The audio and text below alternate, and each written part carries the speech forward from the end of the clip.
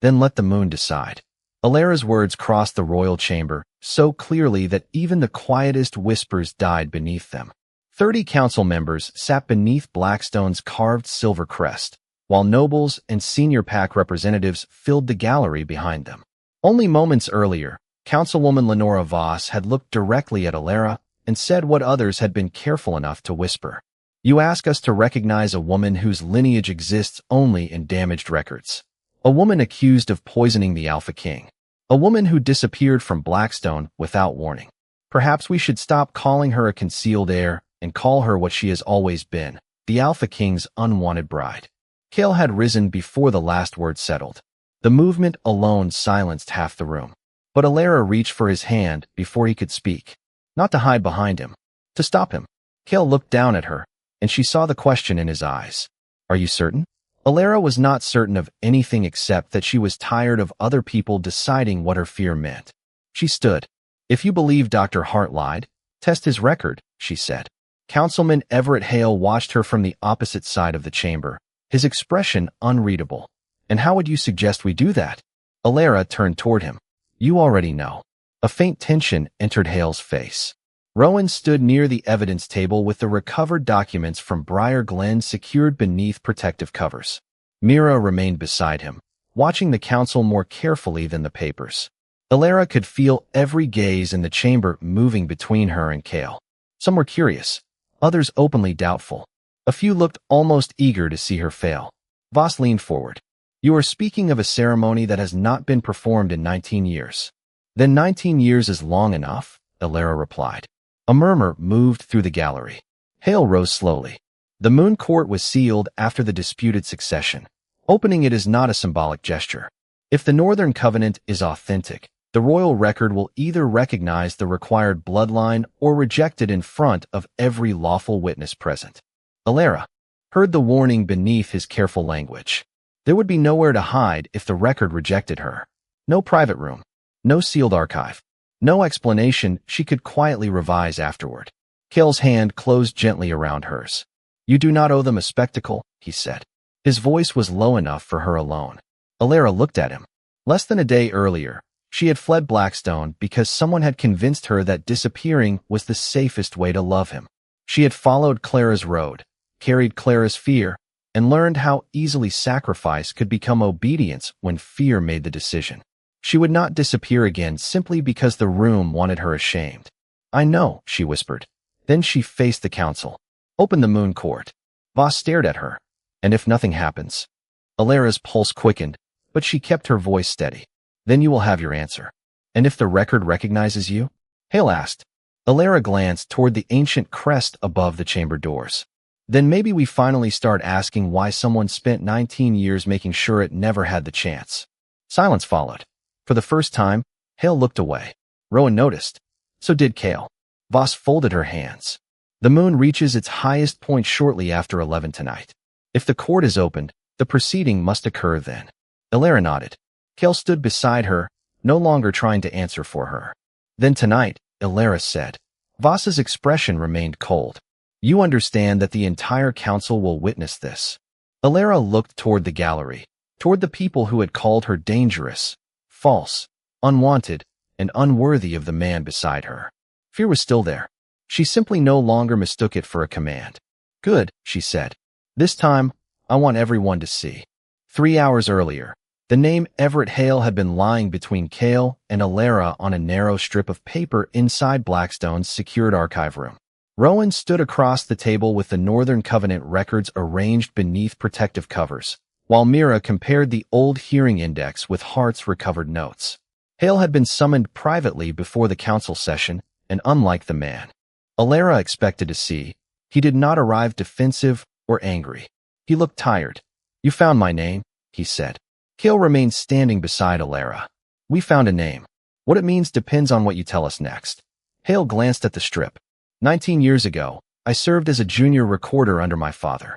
The Hale family kept royal proceedings for 3 generations. Rowan slid the original hearing index toward him. Then explain why your name appears beside a ceremony that supposedly never happened.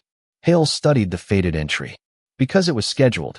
Elara felt Kael's attention sharpen. Scheduled for whom? the reigning alpha, and a concealed bloodline witness. Hail looked at Elara. The ceremony was cancelled before either could appear. By whom? She asked. That order never carried a public signature. Rowan's expression tightened. Convenient. No, Hail replied quietly. Dangerous. Mira placed Hart's recovered page beside the hearing index. Hart wrote that restoration required the willing presence of both. Hail nodded. Presence is only part of it. Elara leaned closer. What else? Hail hesitated long enough for Kael to notice. Say it. Hail exhaled. The Northern Covenant predates most of Blackstone's current succession law. It was designed for a time when records could be altered, witnesses could be bought, and competing branches could claim the same throne. Paper establishes a claim. The Moon Court recognizes whether the two required bloodlines stand there willingly. Elara frowned. Recognizes how? I do not know exactly. I was a junior recorder then. My responsibility was to prepare the witness register, not conduct the rite. Rowan watched him carefully. Yet you never mentioned any of this while Elara was being accused of poisoning Kael. Hill's face tightened. Because until Hart's documents appeared, I believed the concealed line had ended. You believed that, Elara said. Or you hoped it? The question landed harder than she intended. Hale met her eyes. You have every reason to distrust me. That is not an answer. No, he paused. I believed it. Kael finally sat, still recovering enough that Elara noticed when fatigue entered his posture. If she enters this Moon Court, what happens if the record rejects her? Hale turned toward him. Everyone present will know. And if it recognizes her? Everyone will know that too. Kael's jaw tightened. So either way, my wife becomes a public test. Which is why I would not recommend it. Elara looked at him sharply. She had expected Hale to push her toward the ceremony. Instead, he seemed almost determined to keep it closed. Mira noticed the contradiction too. Why? Hale looked toward the sealed archive door. Because once the Moon Court recognizes a restoration claim, the result cannot be returned to secrecy. Every council authority derived from the disputed succession may become subject to review. Rowan folded his arms. Including yours. Hale gave a humorless smile. Including mine. Silence settled over the table. Elara looked down at Hart's words, then at the old hearing entry carrying Hale's name. She still did not know whether he was warning them out of honesty or self-preservation. But one fact had become clear. Tonight was not simply about proving who she was. It could reopen 19 years of decisions Blackstone had buried. Kael reached for her hand beneath the edge of the table. You do not have to do this. Elara remembered Briar Glen. Clara had disappeared because fear had been dressed as protection. Elara had nearly done the same. What would you do? She asked. That is not the question. Kael held her gaze. What do you want? Elara looked toward Hale. If I choose the ceremony, can anyone stop it? Hale's answer came slowly. Not if the Alpha King consents to open the court. Kael did not answer for her. Elara felt fear return, familiar and cold, but this time she recognized it for what it was. Then I want the truth where everyone can see it. By late afternoon, Blackstone no longer felt like a palace preparing for a ceremony. It felt like a place waiting for a verdict. Word of the Moon Court had moved quickly through the estate, and Elara could hear servants lowering their voices whenever she passed. Some looked at her with curiosity. Others looked away as though uncertainty itself might be contagious. She had spent too much of her life recognizing that expression. It was the look people gave someone they had already judged, but had not yet decided how openly to show it. Mira found her in the western corridor overlooking the courtyard. You can still change your mind. Elara gave her a small smile. Kael already told me that. Then for once, listen to both of us. Elara looked through the window. Below, workers were clearing the old stone passage leading toward the sealed Moon Court. For 19 years, people made decisions about me because they thought I was safer without the truth. Clara disappeared. Hart hid records. Someone erased a bloodline and convinced everyone that silence was protection. She turned toward Mira. I am done disappearing. Mira studied her for a moment. That sounds brave. It does not feel brave. It rarely does. Footsteps approached from behind them. Kael had changed out of his formal council coat, but he still carried the fatigue of the previous days in the careful way he moved. Elara noticed immediately. You should be resting. I tried. Rowan stood outside the door discussing security loudly enough to make rest impossible. Mira smiled. That sounds deliberate. It was. She left them together. Kael came to the window, but kept a respectful distance. Rowan checked the moon court records. The chamber has not been opened since the cancelled proceeding 19 years ago. Does that worry you? Everything about tonight worries me. Elara looked at him. Even me? Especially you. She almost misunderstood until she saw the concern in his face. Kael continued, not because I doubt you. Because I know what that room will do if nothing happens. Elara's throat tightened. He was not afraid of the ceremony, rejecting her bloodline. He was afraid of what people would do with her humiliation. You think they will call me a fraud? Some already do. And if I walk away now, they will call you afraid. Elara lowered her gaze. So there is no choice that protects me. There is. Kael waited until she looked at him again. Choose the one that belongs to you. The words settled between them. Only yesterday, she had left Blackstone because fear had convinced her that love required absence. Now Kael was offering no command, no royal solution, no promise that the night would end well. Only choice. Elara breathed slowly. I want to go through with it. Kael nodded once. Then I will open the court. Even if it changes your authority? A crown that survives only because the truth stays buried is not worth defending. Elara stared at him. You really mean that? I do. Before she could answer, Rowan appeared at the end of the corridor carrying a sealed archive case. We found something else. Kael's expression changed. What? Rowan opened the case on a nearby table. Inside lay a narrow parchment copied from an older ceremonial register. The original instructions for the Northern Covenant. Elara stepped closer. Most of the writing had faded, but one sentence remained readable. Rowan spoke it carefully. The witness shall enter beneath the open moon without title, crown, or protection, and shall be known only by what the court remembers. Elara felt a chill move through her. Without protection? Ceremonial protection, Rowan clarified. No royal insignia. No declaration of status. You enter as yourself. Kael looked toward the courtyard, where the final barriers were being removed from the ancient passage. And I stay outside. Rowan nodded. Until the court gives an answer. Elara followed Kael's gaze. For one moment, fear whispered that she could still leave before nightfall. This time, she let the thought pass without obeying it. Good, she said softly. If the moon is going to reveal anything, let it meet me without someone else's name covering mine. By 10:30 that night, the moon court was no longer a forgotten place beneath Blackstone. Silver lanterns marked the old stone path, and every council seat surrounding the circular courtyard was occupied. Elara stood beneath the archway without royal colors, jewelry, or ceremonial insignia.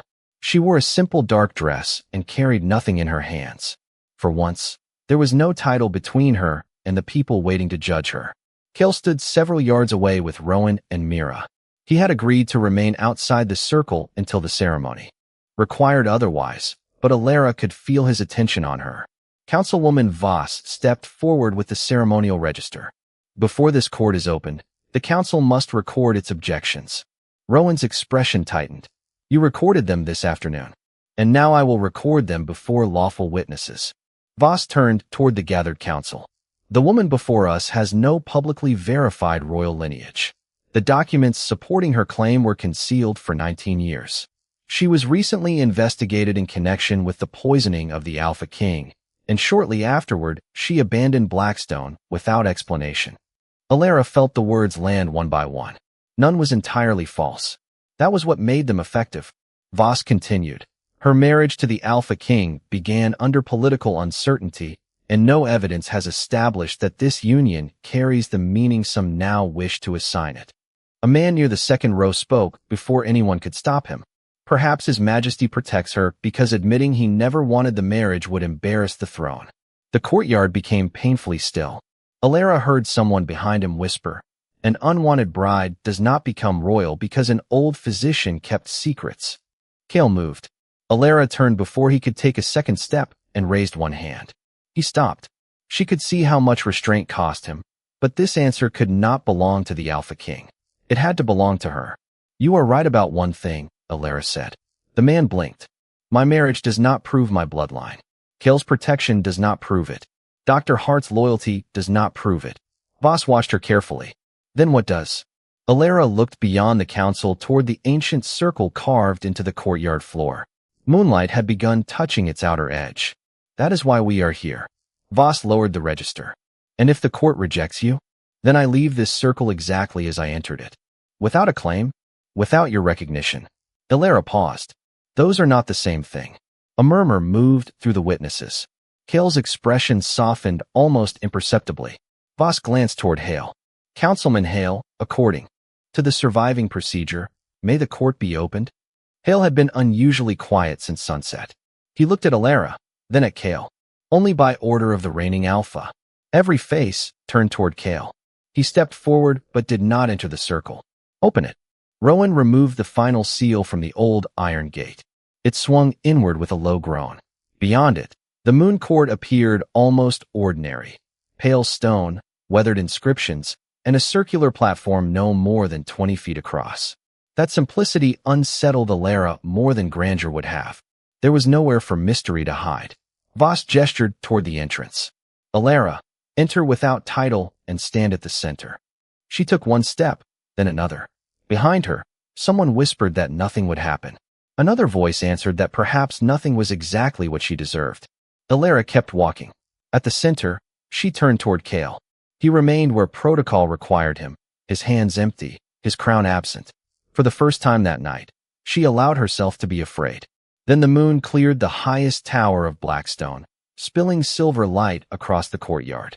It reached the edge of the ancient circle, crossed the first inscription, and moved slowly toward Elara's feet. Every voice fell silent. She waited. 1 second passed. Then another. The stone beneath her remained dark. 5 seconds passed. Then 10. The moonlight reached Elara completely, silvering the stone around her shoes, but the ancient markings remained unchanged. No hidden symbol appeared. No forgotten record answered. Only silence. Elara could hear the wind moving through the trees beyond Blackstone's walls. Somewhere in the council seats, fabric shifted. Someone cleared his throat. Then came the first whisper. Nothing. Another voice followed. The court has answered. Elara kept her eyes on Kael. She had known this was possible. She had told herself she could accept it. Yet standing alone beneath 30 watching faces made possibility feel very different from reality. Councilwoman Voss stepped closer to the edge of the circle. The surviving instructions do not specify how long recognition requires. Hail remained seated, his gaze fixed on the stone. Historically, it was described as immediate. The word struck harder than Elara expected. Immediate. Mira looked toward Rowan. Could the mechanism have failed after 19 years? We do not know enough to say. A councilman in the second row gave a quiet, humorless laugh. Or perhaps there is nothing to fail. Kael turned toward him. The man immediately lowered his eyes, but the damage was done. More whispers followed. Hart was wrong. The bloodline ended. She brought the entire council here for a legend. Elara felt the old instinct rising inside her. Leave before they can dismiss you. Leave before pity becomes worse than contempt. Leave while you can still pretend it does not hurt. She closed her eyes for one breath. Briar Glen returned to her memory, along with Clara's warning. Protection chosen through fear is still fear. Elara opened her eyes and remained exactly where she was. Voss looked down at the register. If there is no recognition, procedure allows the court to be closed. Wait, Rowan said. He was studying the copied ceremonial instructions. There is another line. Hale stood. What line? Rowan moved beneath one of the lanterns. The lower section was damaged, but Mira recovered part of it from Hart's copy. He read slowly. The witness shall stand beneath the open moon until the rightful line is willingly acknowledged. Voss frowned. Acknowledged by the court? It does not say. Hill's expression changed. Because it was never the council. Kael looked at him. Explain. Hale hesitated. The covenant was created because councils could be corrupted. Requiring council recognition would defeat its purpose. Elara's heartbeat quickened. Then who acknowledges the witness? Hale looked toward Kael. Before he could answer, the same councilman who had laughed spoke again. This is becoming convenient. Every time the ceremony fails, another forgotten instruction appears. A few people murmured agreement. Enough, Kael said. His voice was quiet, but the courtyard fell silent. Voss lifted her chin. Your Majesty, protocol requires you to remain outside until recognition. Kael looked at Elara. She saw no anger in his face now, only decision. How long, he asked. What? Voss replied. How long does protocol require my wife to stand alone while everyone here decides her silence means she is worthless? That is not what anyone said. They did not need to. Kael stepped toward the circle.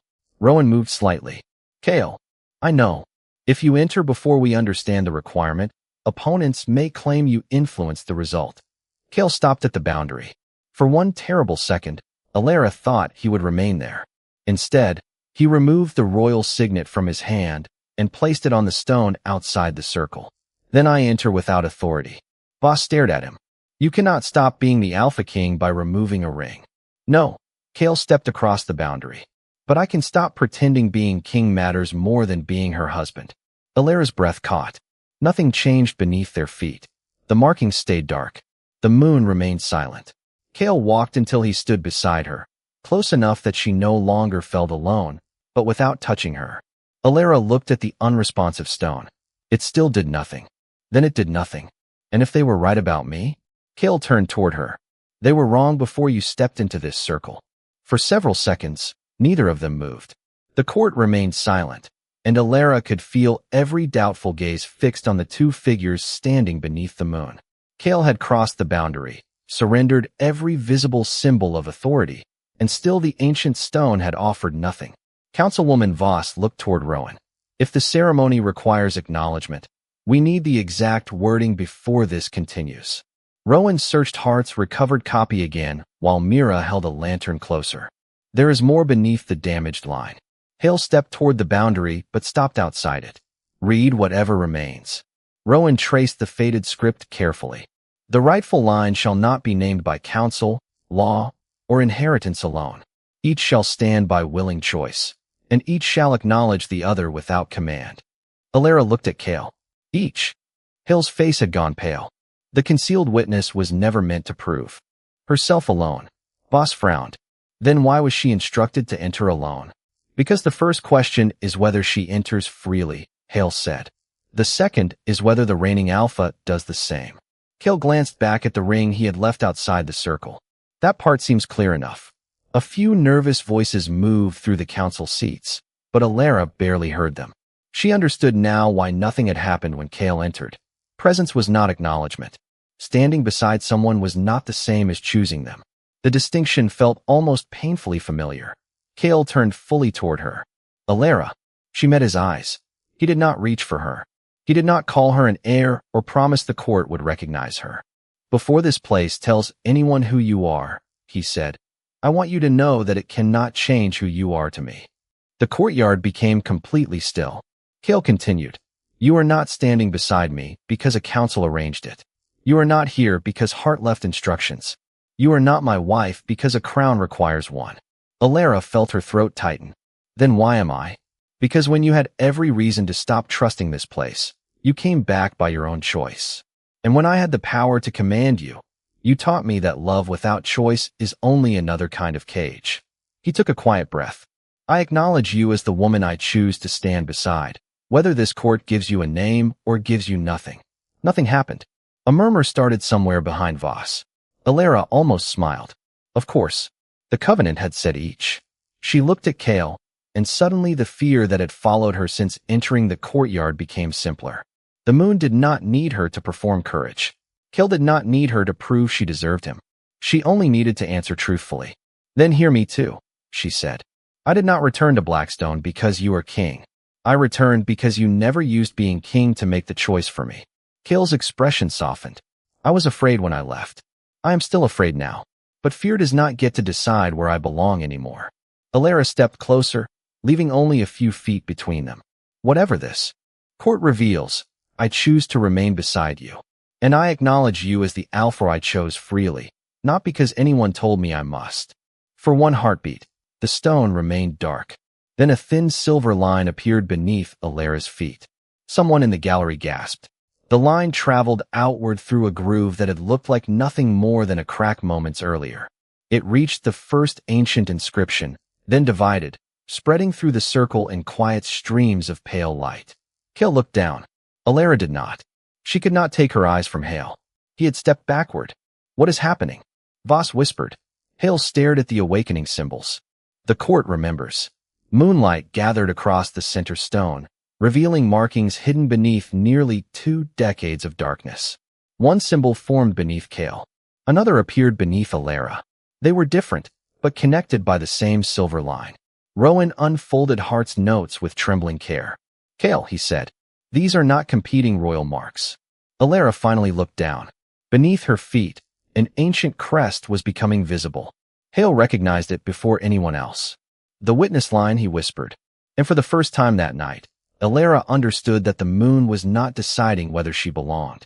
It was revealing why someone had worked so hard to keep the world from knowing she existed. The silver lines continued spreading until the entire moon court seemed to breathe beneath their feet. No one in the gallery whispered now. Elara stood beside Kael while the crest beneath her sharpened into a pattern of 3 interlocking crescents surrounding a narrow vertical mark. Rowan searched Heart's notes until he found the same symbol near the bottom of a faded page. "The witness line," he repeated. Hart documented it. Voss stepped closer to the boundary. "What does that mean?" Rowan read carefully. "A bloodline preserved outside direct succession, entrusted to confirm the rightful alpha when the royal record has been corrupted or disputed."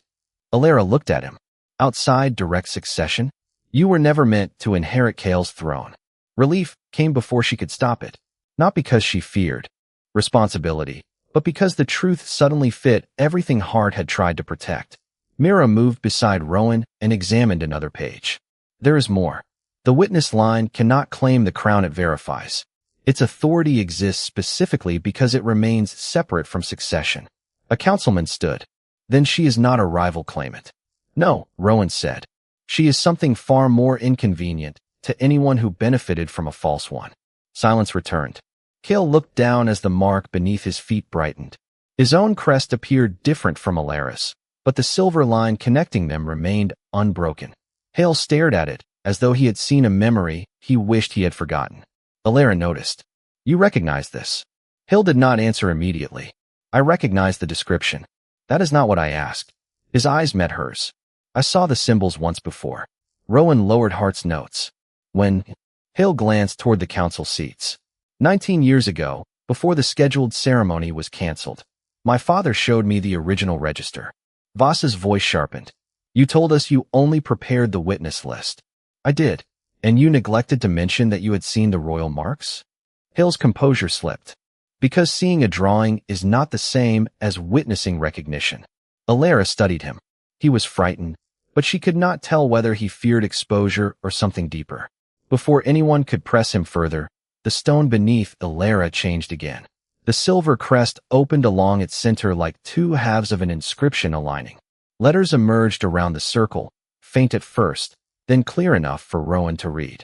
"The witness line stands confirmed." A breath moved through the gallery. Rowan continued.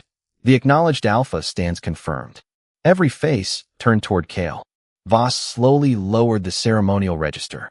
For months, council factions had questioned whether disputed records weakened Kael's succession. Now the oldest authority beneath Blackstone had answered without asking the council's permission. Elara looked at Kael. He was not watching the glowing words. He was watching her. "You knew this could strengthen your claim," she said softly. "I hoped it would tell us the truth." "That is not the same thing." "No," his mouth curved faintly. "It is better." Behind them, one of the nobles who had questioned Elara earlier rose from his seat. "Then the council must recognize Lady Elara as royal witness." Another voice followed, "and revise her standing immediately." Elara felt something strange at the sudden respect. An hour ago, many of these same people had been willing to call her unwanted. Now an ancient stone had given them permission to speak gently. Kael heard it too. His expression cooled. No, the single word stopped the room. Voss frowned. "Your Majesty?" Kael turned toward the council. "You may recognize what the covenant proves. You may correct the record, but do not confuse tonight with the moment she became worthy of your respect." No one answered. Kael looked toward the people who had doubted her most openly. The moon revealed her bloodline. It did not create her courage. Elara felt her eyes sting, but she held his gaze. Kael extended his hand, not commanding, simply offering. This time she took it without hesitation. As their hands met, the silver lines shifted once more. A section of stone near the northern edge of the court illuminated for the first time. Rowan turned. Beneath 19 years of dust, another inscription was appearing. It contained 3 names. 2 were marked as deceased. Beside the third was a symbol meaning living witness. Mira leaned closer. Someone from the original succession hearing is still alive. Hail went completely still. Elara saw it. So did Kael. And suddenly the greatest revelation of the night was no longer who Elara was.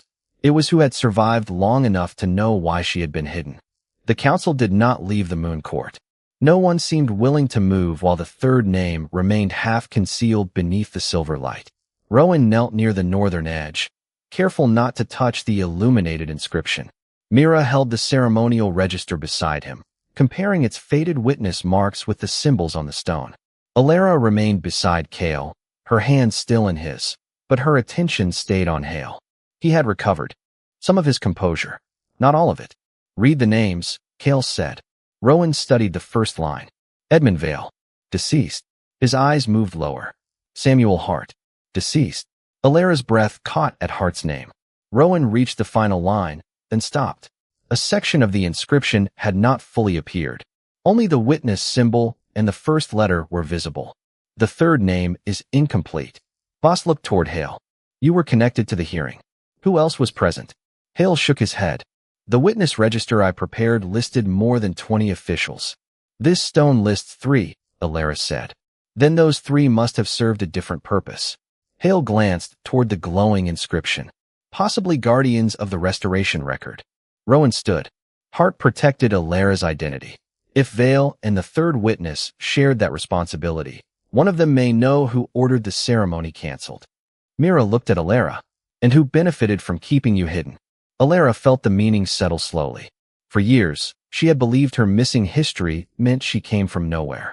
Now every answer revealed another person who had worked to erase the road behind her. They did not hide me because I had a claim to Kael's crown, she said. Rowan nodded. No, your existence could verify whether his line was legitimate.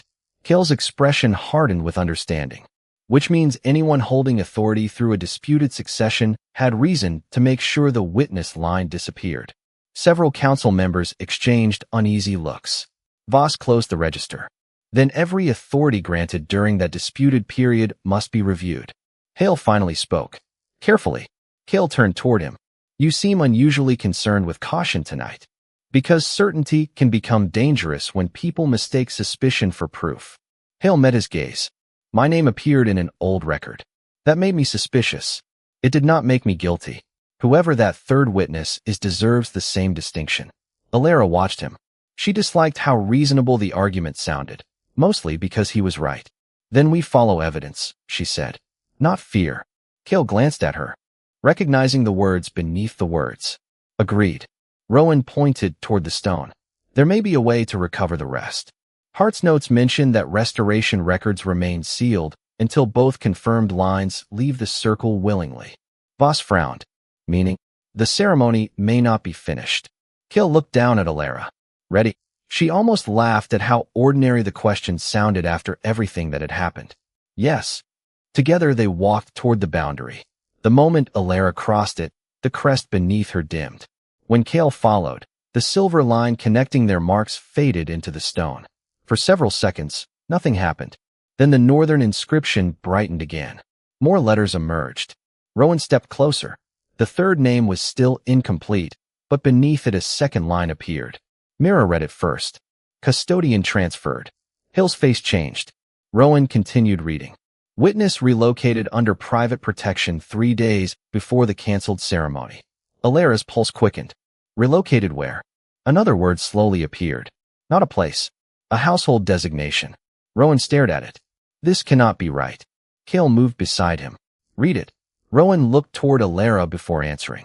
The witness was transferred into the household that later raised you. The courtyard seemed to narrow around her. Elara released Kael's hand without realizing it. Someone near me knew?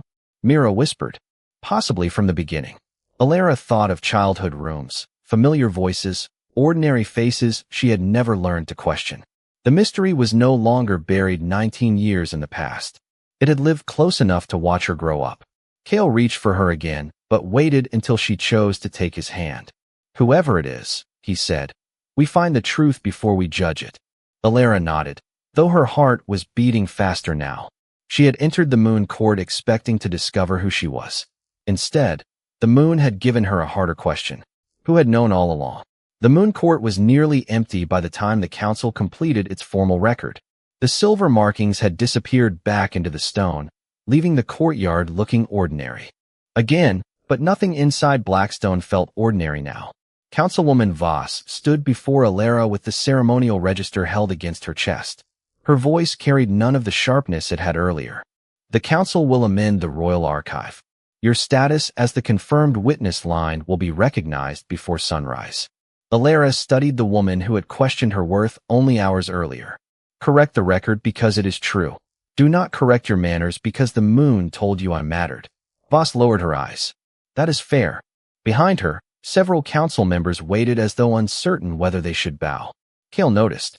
Do not. They froze. He stepped beside Elara. You called her unwanted when you believed she had nothing to offer this throne. You questioned her dignity when you thought she carried no authority. Do not turn respect into another ceremony. No one answered. Kael's voice remained calm. The moon revealed her bloodline. It did not create her worth. Elara looked at him, and for a moment the council, the covenant, and the unanswered mystery disappeared. She remembered the first days when standing beside him had felt like occupying a place that belonged to someone else. Tonight, for the first time, she did not feel borrowed from another life. Rowan approached carrying a copy of the final inscription. We have enough to begin tracing the household transfer at first light. Mira walked beside him. The designation matches the district where Elara was raised, but the surviving name is still incomplete. Elara nodded. Then we do not guess. Hail, standing several feet away, looked almost relieved by her answer. Kael noticed. You are staying at Blackstone tonight, Councilman. Hail raised an eyebrow.